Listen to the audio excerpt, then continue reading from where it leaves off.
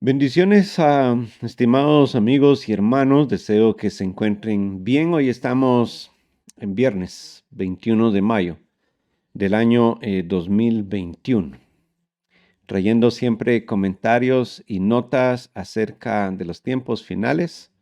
Un estudio que hemos decidido llevarlo a través de YouTube em, para poder platicar largo y tendido. Aquí pueden quedar plasmadas muchas horas de comentarios que nos da la ventaja de ir no solo actualizando día a día con lo que está ocurriendo, sino nos da paso también para ir corrigiendo interpretaciones que desde la perspectiva humana no hacemos correctamente. Nos alegramos de tener noticias acerca de nuestra gente que ha estado enferma, que ha ido mejorando, de amigos que están hospitalizados por COVID, pero que han ido mejorando. Y yo le ruego siempre a la iglesia. No podemos llamarnos cristianos viviendo una vida de lejos respecto a la necesidad de las personas. Cuando la gente pide oración y nosotros decimos voy a orar por ti, pues debemos hacerlo. Debemos quitarnos de nuestra boca el voy a orar por ti para zafarnos. Es como decir, Dios te bendiga este día, pero ya lo decimos como parte del folclore y de nuestra manera de hablar cotidiana. Bendiciones. Vamos a seguir con las notas de lo que hemos estado hablando últimamente acerca de los tiempos finales, de cuánta nota bíblica hay acerca de los tiempos finales. Y claro, lo vuelvo a repetir. Algunas personas dirían, hermano, ¿a mí de qué me sirve saber todo eso si mi mayor urgencia es mi hijo que se droga? Si mi mayor urgencia es arreglar mi matrimonio, mis hijos, trabajo, no vivo en paz. Y entendemos que esa es parte también de la vida. Y que como parte de la vida hay días que dedicamos para hablar de eso, para hablar de nuestro corazón. Hace unos días hicimos un comentario que seguro vamos a seguir hablando de eso. Cuando Jesús habla acerca de los problemas del hombre, él dice, del interior, del corazón del hombre, salen los homicidios, los pleitos, los rencores. Está en nosotros. Cuando yo interpreto que la Biblia dice, resistid al diablo, huirá de vosotros, el que yo resista va a hacer que él se vaya. Pero ¿qué hago con lo que hay dentro de mí? Y con eso tengo que lidiar todos los días porque a través de un enojo, de una diferencia, de un rencor, de un problema, tomamos decisiones que nos pueden hacer la vida más difícil, complicarnos la vida, o la vida se nos puede hacer más fácil. Así que sí hay toda una razón detrás del pensamiento de, y a mí me urge salir, a mí me urge buscar una solución, orar sin cesar, pedid y se os dará. Dios da una alternativa para esas circunstancias, orar. Y el recurso de la oración es un recurso que se ha descuidado muchísimo por todos, en general por la iglesia. Es muchas veces un recurso que, como no trae una respuesta rápida aparentemente, desechamos o algunas veces creemos que Dios no nos va a escuchar equivocadamente y creemos que Dios solo va a escuchar al pseudoprofeta, al profeta, al pseudoapóstol, al apóstol, al pseudopastor o al pastor. Y digo pseudos porque en la iglesia hay mucha falsedad de gente que trabaja en la iglesia, pero que no debería estar en la iglesia. Pero Jesús dijo, Dejen que la cizaña crezca entre el trigo. Yo me voy a encargar de ellas algún día y los voy a lanzar al fuego. Y también Jesús habló en eso de tiempos finales, aún con eso.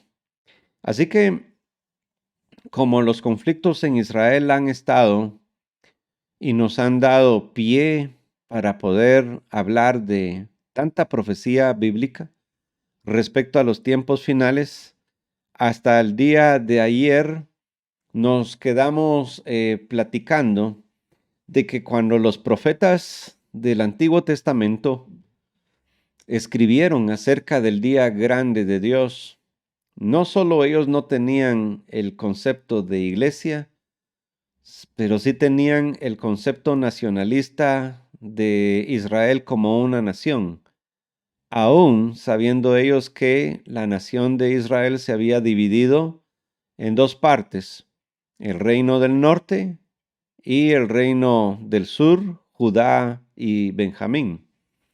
Y con ello, obviamente, después de las dispersiones, después de los exilios, hubo todavía cambios mucho más drásticos en la forma de vida cultural, social, religiosa, sobre todo de las tribus del norte, que se mezclaron con los pueblos asirios a donde fueron desterrados.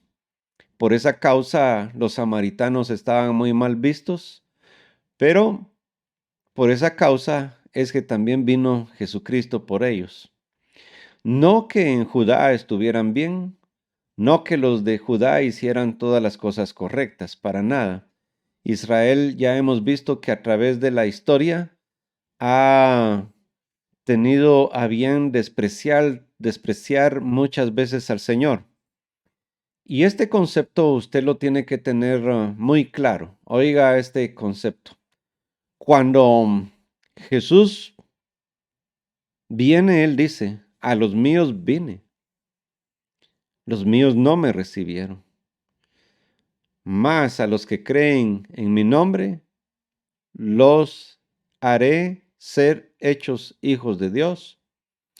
Entonces, cuando los profetas del Antiguo Testamento empiezan a escribir todo lo que se les es revelado, algunos comentaristas bíblicos acertadamente hablan que no solo la profecía nos ha mostrado que puede ser vista para diferentes ocasiones, es decir, que una profecía se escribe con doble propósito o doble tiempo, sino que necesitamos ver el contexto en el que los profetas en aquellas épocas escribieron. Ezequiel desde un exilio, Isaías, Daniel que evidentemente es uno de los escatológicamente más vistos por las 70 semanas de Daniel, pero no que Jeremías, no que Isaías, no que Zacarías no tengan contenidos que son tremendamente poderosos. Al contrario, el libro de Zacarías tiene un contenido explosivo. Pero vemos nosotros al leer Zacarías que Zacarías está hablando de una restauración de Israel. Entonces, yo sí me niego a pensar que cuando Zacarías escribió, él estaba viendo un pueblo espiritual. No, él estaba viendo a su tierra. Él estaba viviendo lo que Israel vivía, la separación del reino.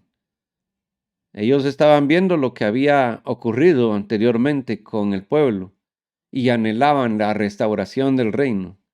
Con todo su corazón anhelaban la restauración del reino.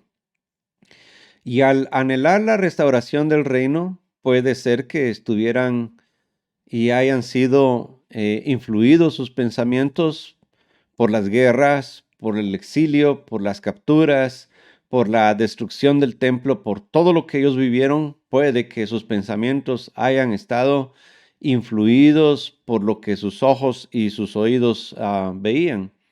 Pero cuando hablamos de que estos profetas plasman un pensamiento de Dios a futuro, no podemos pensar que ellos se están imaginando cosas que Dios no les habló, solo porque nosotros creemos que Dios debería quitar al presidente que está actualmente. Voy a escribir una profecía y Dios dice que quitará y pondrá en... Yo creo que estos hombres de Dios no actuaron de esa manera. Hubiese sido demasiado irresponsable. Un ejemplo, que el apóstol Pablo les haya escrito a los de Tesalónica una carta explicando el fin de los tiempos, explicando acerca de la apostasía, del falso, del falso profeta, del hombre de pecado, de un poder engañoso. Pablo hubiese sido demasiado irresponsable y los que estaban alrededor de Pablo hubieran escrito: Pablo está escribiendo y se está inventando las cosas, sino que Pablo, dirigido por el Espíritu Santo y por Dios, está poniendo a Tesalónica en contexto de lo que deben esperar y les está diciendo: no deben preocuparse, sino deben estar tranquilos. Aún el apóstol Pedro, cuando escribe: algunos tienen por tardanza la venida del Señor, está con su mente conectada a lo que él cree que va a ocurrir para que el reino sea restaurado. Así que, o estos que escribieron la Biblia eran unos escritores y de los más hábiles que han existido en la historia para contar todo un cuento de hadas que nunca se va a cumplir. Y yo creo de todo corazón que ellos están y estaban bien dirigidos por Dios.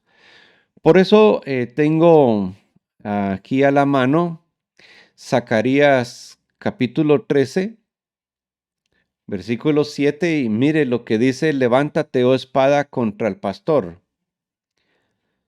Y usted sabe que cuando ya se introduce la palabra pastor, usted intuye que estamos hablando de alguien que es el pastor de las ovejas perdidas de Israel. Y ese es Jesucristo, el pastor de las ovejas.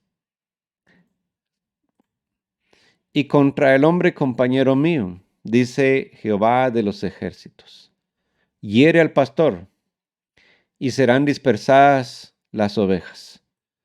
Y usted sabe que cuando Jesucristo fue a la cruz del Calvario, sus discípulos se dispersaron, huyeron. Y haré volver mi mano contra los pequeñitos.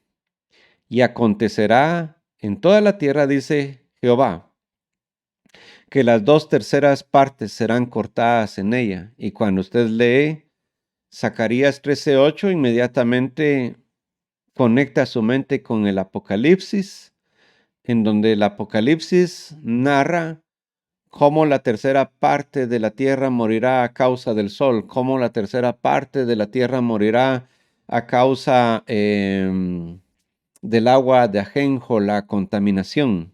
Uno empieza a pensar, Juan vino a Zacarías y se llevó esto de Zacarías y lo puso en Apocalipsis, o cómo es el asunto.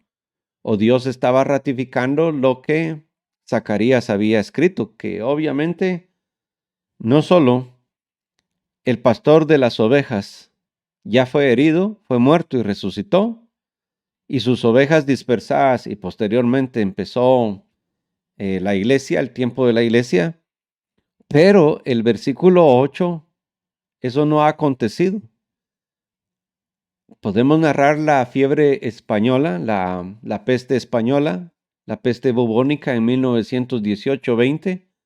Murió muchísima gente, pero no murieron 2/3 partes de la tierra. El COVID, todo el mundo ha estado encerrado, pero la cantidad de muertos creo que no alcanza ni el 1% de la población total del mundo.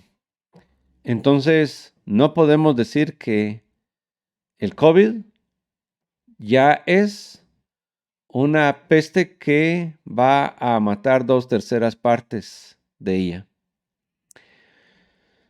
El versículo 9 todavía es más intrigante, que nos tiene que hacer pensar, porque dice, y meteré en el fuego a la tercera parte, tribulación, y los fundiré como se funde la plata, probados, ¿no? Y los probaré como se prueba el oro. Él invocará mi nombre, y yo lo oiré, y diré, pueblo mío, y él dirá, Jehová es mi Dios. Y entonces nosotros hemos escuchado todo el tiempo que cuando la gran tribulación esté en todo su apogeo, hasta allí será cuando el pueblo de Israel va a reconocer a Jesucristo como el Mesías. Pero para eso van a tener que ser metidos en fuego, un remanente aparentemente. Vamos a ver si encontramos el pasaje, porque no lo tengo aquí preparado. Así que, bueno, sigamos y después yo le prometo que le pongo el pasaje. Si Zacarías está escribiendo esto, uno ve que todo el contexto que se está escribiendo está en torno a la tierra en donde él vive, por la cual él vive y a quien él le profetiza. No tiene otra razón. La razón es clara en ver que la venida de Jesucristo, Jesucristo va a la cruz del Calvario y posteriormente está narrando de una vez en 3 versículos las 2 venidas del Maestro, del Señor Jesús, en estas 3. Ahora está claro que desde la perspectiva judía, y siempre digo esto, nosotros, la Iglesia Evangélica, reconocemos a Jesús como el Mesías, el Hijo de Dios, el Hijo del Hombre. Con toda claridad, nosotros no nos oponemos a eso. La Iglesia Evangélica discute si hay milenio o no hay milenio, si hay rapto, no hay rapto, si hay tribulación, no hay tribulación, si la iglesia va a la tribulación, no va a la tribulación. Y nosotros nos hemos como apropiado de muchas profecías que no le corresponden a la iglesia y que le corresponden directamente a Israel, que están incluidas todas las naciones y que probablemente la iglesia esté involucrada en algo. Pero aquí estamos hablando de un juicio de Dios, de una guerra celestial. Voy a decir esto con toda autoridad y claridad. ¿Cuándo inició todo esto? Desde la caída de Satanás. Desde la caída de Satanás, Dios le puso una fecha al juicio de Satanás y a sus demonios. Y Dios sabía que Satanás iba a estar en la tierra y que iba a utilizar a las naciones, a su creación. Por esa causa, Dios le da un salvoconducto a la humanidad a través de Jesucristo para ser salvados. ¿Salvados de qué? Entre tantas cosas, de los juicios que Dios traerá sobre esta tierra, y sobre todo que el objetivo máximo de Dios es establecer el reino de Jesucristo por la eternidad con su pueblo y capturar a Satanás, sus demonios, a la muerte y a todos, y echarlos en juicio al lago que arde continuamente en fuego y azufre. Entonces, lo que entendemos aquí es que todos los juicios de Dios están implícitos la guerra contra Satanás y sus secuaces y la maldad que hay en el corazón del hombre. Nosotros en Cristo Jesús no es que, nosotros con Cristo Jesús no es que hayamos dejado de ser malvados. La maldad está en nuestro corazón. Está contenida por el Espíritu Santo y los frutos del Espíritu, que son paz, amor, ¿sí? Pero quitemos a Cristo Jesús de la ecuación y regresan los pleitos, las iras, las contiendas. Gálatas capítulo 5. Usted puede leer Gálatas capítulo 5 y va a ver que nuestro enemigo más grande somos nosotros mismos, ni siquiera es Satanás. A Satanás se le resiste, se le cierran las puertas y huye. Pero ¿qué hacemos con nuestro interior que es peligroso? Muy bien. Entonces, Dios presenta a través de toda la historia de la palabra de Dios situaciones en donde vamos a ver que continuamente Él está preparando el juicio a las naciones, que Israel tiene que ver en todo esto, Israel tiene que ver en todo esto. Vámonos al siguiente capítulo.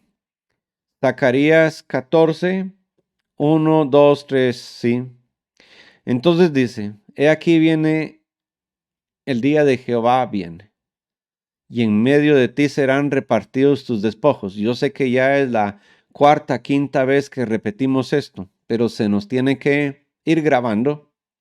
Porque yo reuniré a todas las naciones para combatir contra Jerusalén, y la ciudad será tomada, y serán saqueadas las casas y violadas las mujeres, y la mitad de la ciudad irá en cautiverio, mas el resto del pueblo no será cortado de la ciudad.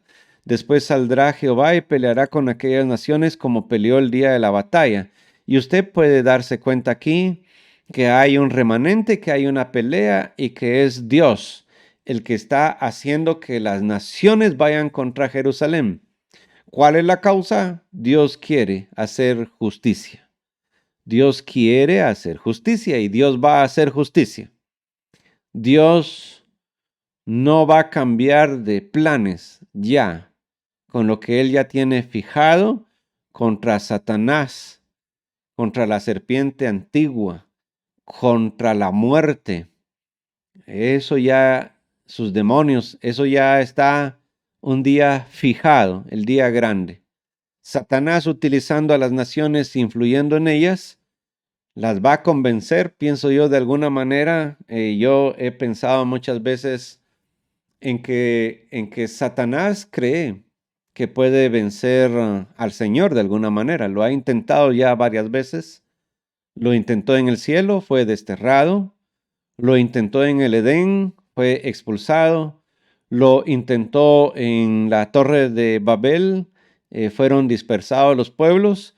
Y hoy a través de ciertas cosas está tratando de nuevo de tomar poder de armamentos y va a marchar.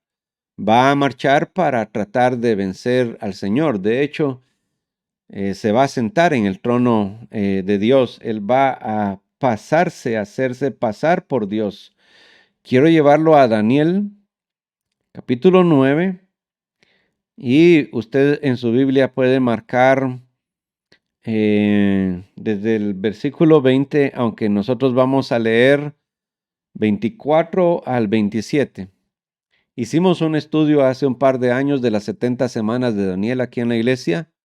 En algún lado tendré el material. Hay muchas cosas e información que he olvidado, pero el principio no lo he olvidado.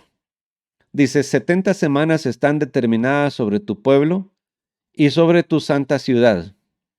Esta santa ciudad no podemos pensar que es una ciudad espiritual.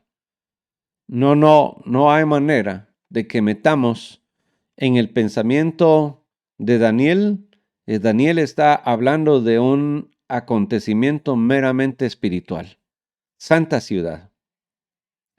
Para terminar la prevaricación y poner fin al pecado. Ahí está otra vez. Dios tiene destinado un día en el que Él quiere darle fin al pecado y expiar la iniquidad. Bueno, y esto de expiar la iniquidad poner fin al pecado y expiar esa, obviamente, el sacrificio de Cristo Jesús en la cruz del Calvario. ¿Por qué le pone fin al pecado? Porque a partir de ese sacrificio, Él ha pagado por todos los pecados de aquellos que se arrepientan. Sí, expiar la iniquidad porque Él está haciendo un pago con su vida para poder pagar lo que representa el juicio, la ira, para traer la justicia perdurable y sellar la visión y la profecía y ungir al santo de los santos. Y el santo de los santos obviamente es Jesucristo. Sabe pues y entiende que desde la salida de la orden para restaurar y edificar a Jerusalén, muy bien, ¿quién dio esta orden? Esta orden la dio el rey Ciro, el rey Darío. Él dio la orden para que se regresara a restaurar todo. Y fue Ciro el que la concluyó.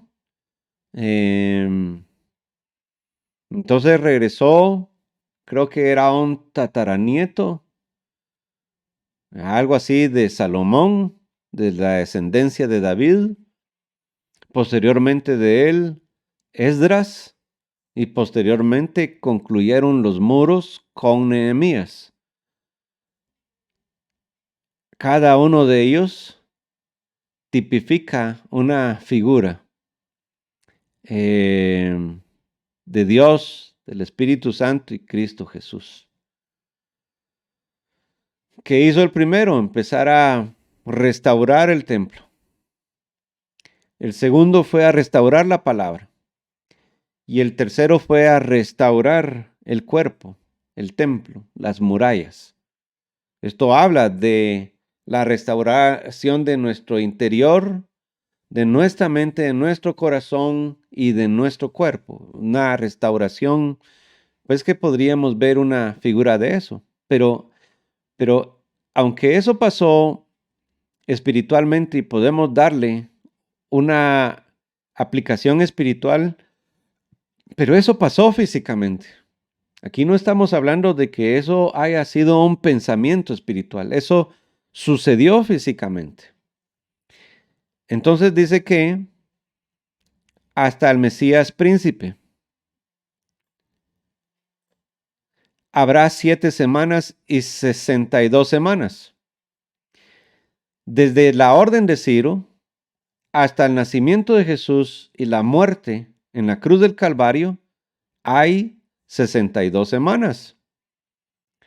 Más una interpretación de algunos de su ministerio 3 años y medio que implica media semana y posteriormente algunos dicen que media semana está incompleta. Algunos otros le dan otro tipo de interpretación. Pero mire, pues dice, y después de las 62 semanas se quitará la vida al Mesías, mas no por sí. Y el pueblo de un príncipe que ha de venir destruirá la ciudad y el santuario. Y esto sucedió con Tito. Tito destruye la ciudad por una revuelta que ya platicamos de ella. Destruye la ciudad. Y los israelitas son desterrados. Sin embargo, dice, y por otra semana confirmará el pacto con muchos. Y a la mitad de la semana hará cesar el sacrificio y la ofrenda. Por esta interpretación se dice que con la muerte de Jesucristo ya no hubo más sacrificios, ya no hubo más nada. La destrucción del templo y se acabó, ya no hubo nada más. Bueno, pero falta ver que venga un desolador, uno que traiga abominación. Dice, hasta que venga la consumación y lo que está determinado se derrame sobre el desolador. Y podemos interpretar que la desolación es porque el Espíritu de Dios ha abandonado totalmente el templo y ya no hay pues nada que hacer más que esperar la venida de Cristo Jesús, su segunda venida, que tiene o tendría que estar relacionada con el juicio a las naciones del que tanto aborda Apocalipsis. Mateo 24:15. Usted va a ver tantos pasajes de las Escrituras que tienen que ver con acontecimientos futuros. Mire pues, esto es Jesús hablando ya y Jesús relacionando lo que acabamos de leer. Por tanto, cuando veáis en el lugar santo la abominación desoladora, de la que habló el profeta Daniel, el que lee, entienda, entonces los que estén en Judea, no dice en Guatemala, en Judea, huyan a los montes. El que está en la azotea no descienda para tomar algo de su casa. El que está en el campo no vuelva atrás para tomar su capa, mas ay de las que están encintas y de las que críen en aquellos días. Y algunos consideran que cuando Cristo Jesús está hablando aquí de que huyan a los montes, a las cuevas, algunos consideran que los israelitas a donde van a huir es a las cuevas antiguas de la ciudad de Petra. Y algunos interpretan así. La verdad es que no hay más detalles más que Cristo Jesús está relacionando directamente Daniel con lo que ahora él está hablando, y está hablando de una abominación que sucederá en el lugar santo. Ahora el lugar santo, más santo de Israel, es el monte del templo. Actualmente no existe templo. Actualmente hay una mezquita, pero de acuerdo a la visión de Ezequiel, tarde o temprano habrán 2 edificios. Entonces intuimos que va a estar la mezquita dorada, que está la cúpula dorada, que actualmente ocupa la posición aparentemente del templo, y por alguna negociación de todo esto políticamente que está ocurriendo, existirá el templo de Israel reconstruido nuevamente.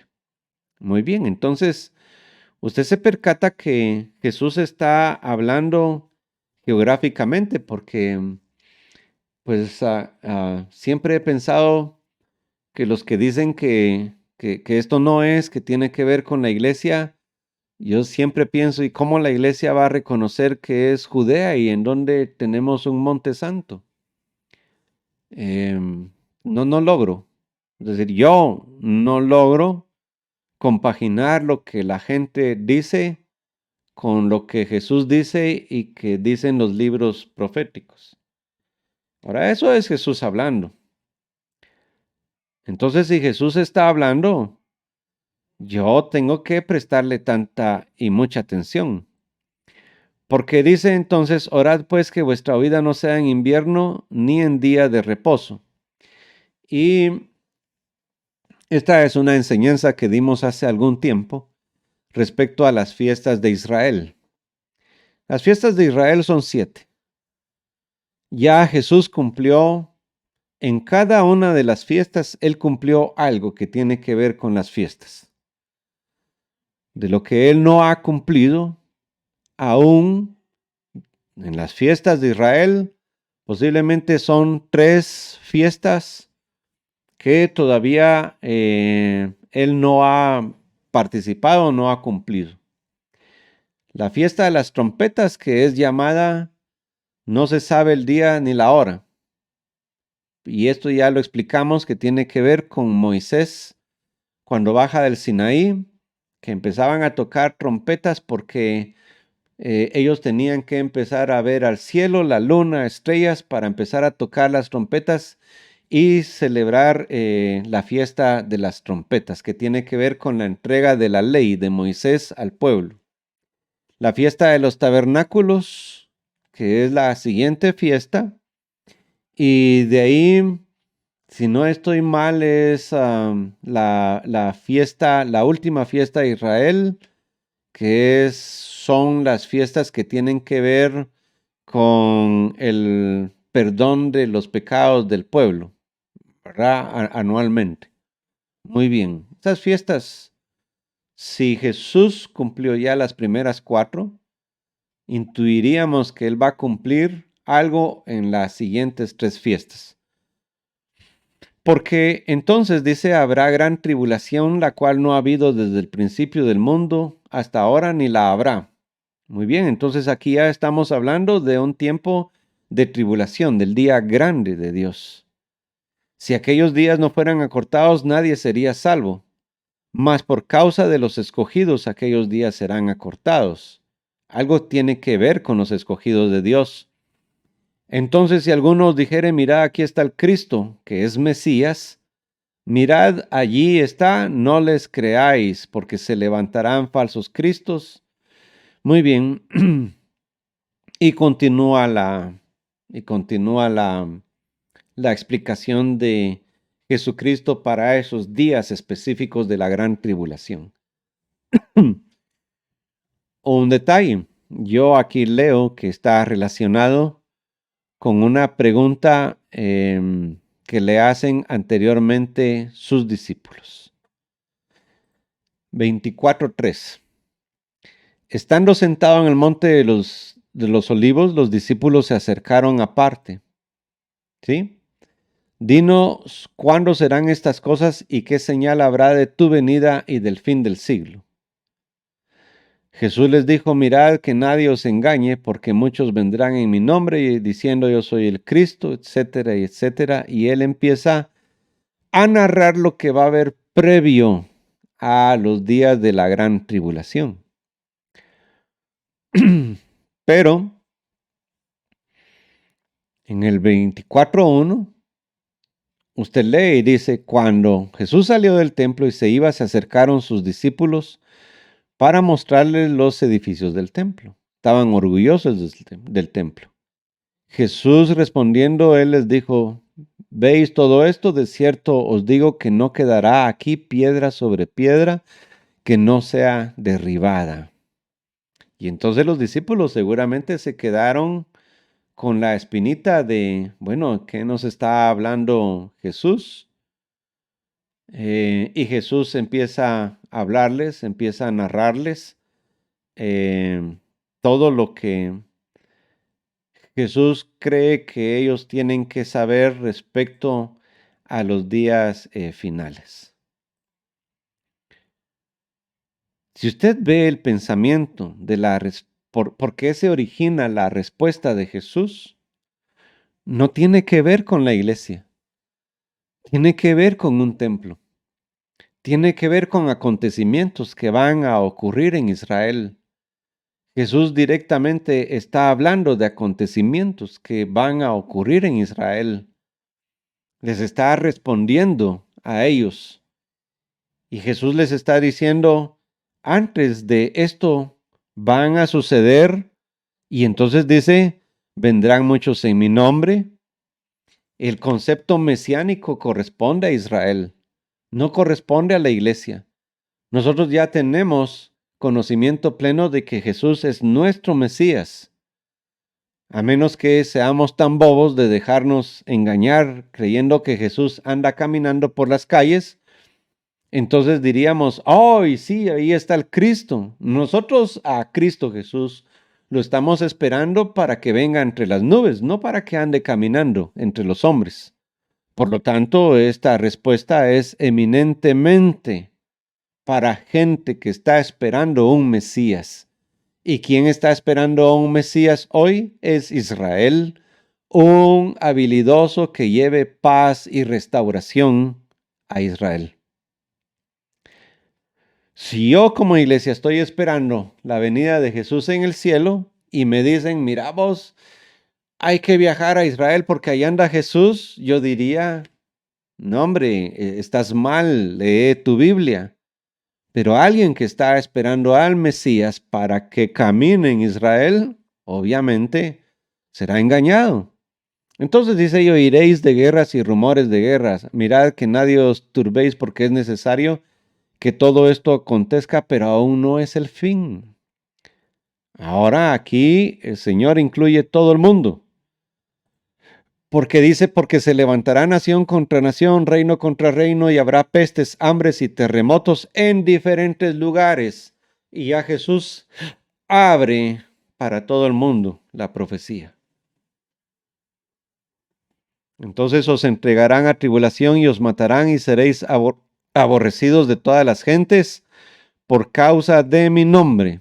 Y esto, en la actualidad, estimados amigos, está cumpliendo. Le voy a mostrar un par de noticias.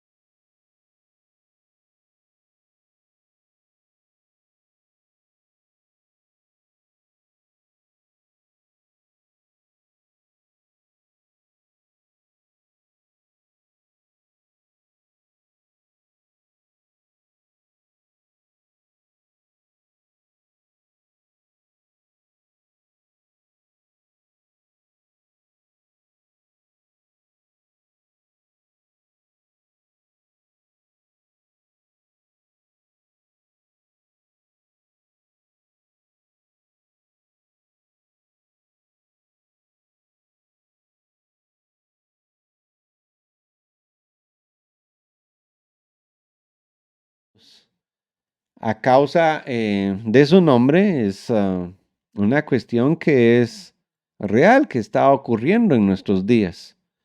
Muchos tropezarán entonces y se entregarán unos a otros y unos a otros se aborrecerán. Y muchos falsos profetas se levantarán y engañarán a muchos y por haberse multiplicado la maldad, el amor de muchos se enfriará. Mas el que persevere hasta el fin, éste será salvo y será predicado. Y esta es la clave que a la iglesia le interesa.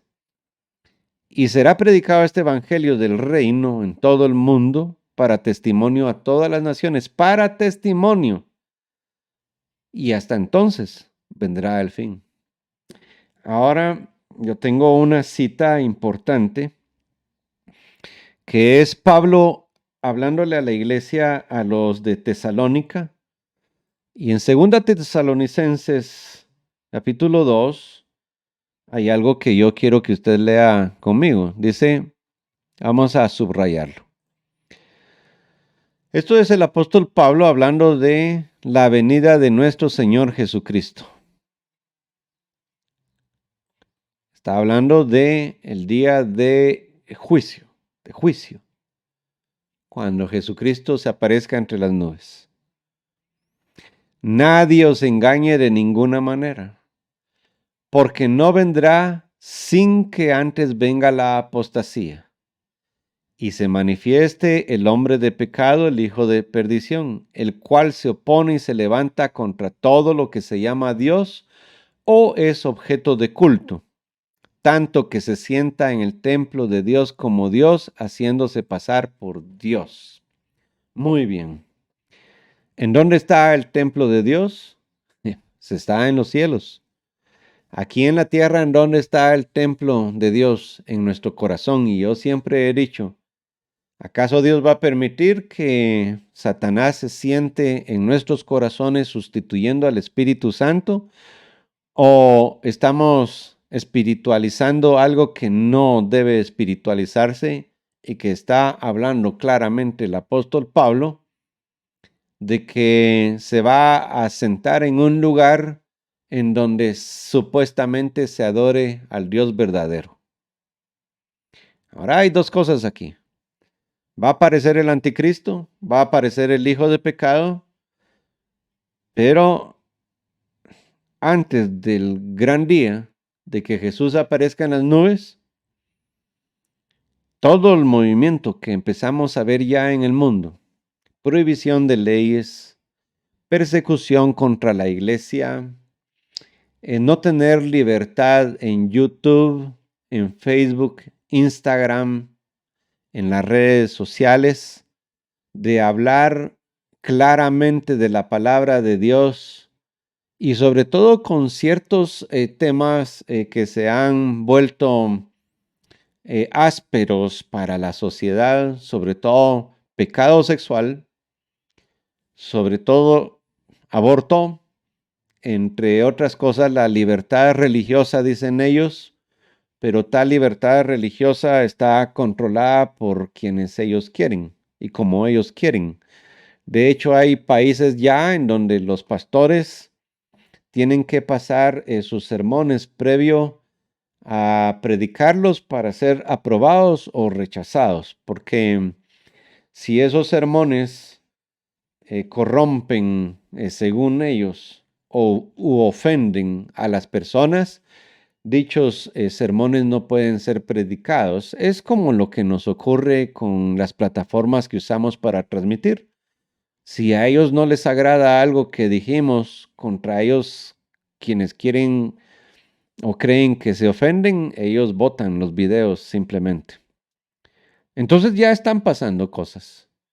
Ya, por eso decimos, realmente estamos ya viviendo el previo a, porque parece ser que las naciones, la filosofía, el conocimiento, el mundo, la forma de vivir de los hombres, cada día van desplazando como las ideas de Dios, haciéndolas arcaicas, retrógradas, inservibles para la sociedad moderna. Todo es relativo, todo ofende la palabra de Dios. Jesucristo ofende. Entonces Jesucristo es algo que en la actualidad es objeto de repudio. Lo que se predica por Jesucristo es objeto de repudio. Así que cuando hablamos de apostasía, hablamos de lo que Jesús dice, habrá falsos maestros, falsos profetas. Usted ve a la iglesia desde hace unos días hablando que la Biblia no puede ser tomada literal. Así dicen, que lo que ahí está escrito no puede ser tomado literal, que debe utilizarse el pensamiento postmoderno para interpretar lo que los antiguos quisieron decir y que muchas de las cosas que están escritas realmente nunca se quisieron decir y que no sirven para nuestro tiempo y no sirven para nuestra sociedad. Así que la iglesia está bajo ataque y la apostasía no puede venir del mundo, tiene que salir de la iglesia. Y es la iglesia la misma que está pervirtiendo la forma de adorar a Dios, permitiendo muchas cosas y haciéndose amiga del mundo y metiendo sus propias doctrinas. Así que eso ya lo estamos viviendo. Usted ve diariamente los videos de gente que lo único que se hace es atacar la teología conservadora, promoviendo una teología liberal. No podemos nosotros caer en ese juego y debemos mantener nuestra posición en Cristo Jesús. Entonces, hermanos, bueno, podríamos seguir hablando de mucho más, pero vamos a ir terminando con un comentario para posteriormente seguir hablando de muchas más cosas. ¿Qué le toca hacer usted como creyente?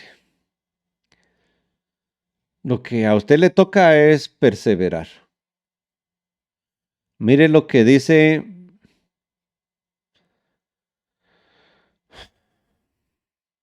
este pensamiento me gusta.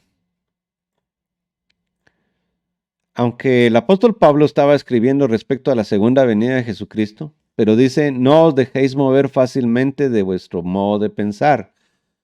Pero hablándoles de que ellos estaban correctos con su doctrina.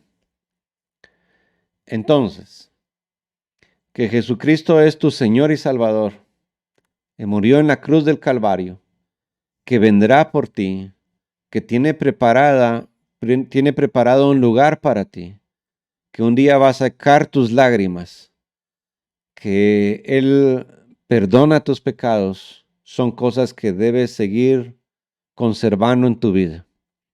La oración, leer la palabra, tener una relación con Dios, no una religión, una relación con Dios, son cosas que el creyente debe hacer en estos tiempos para mantener viva su fe.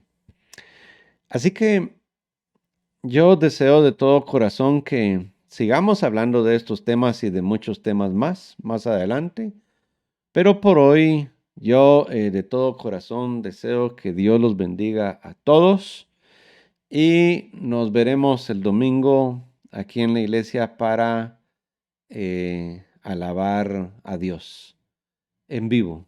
Y siempre cuídese, use su mascarilla, use gel y proteja a su familia. Bendiciones.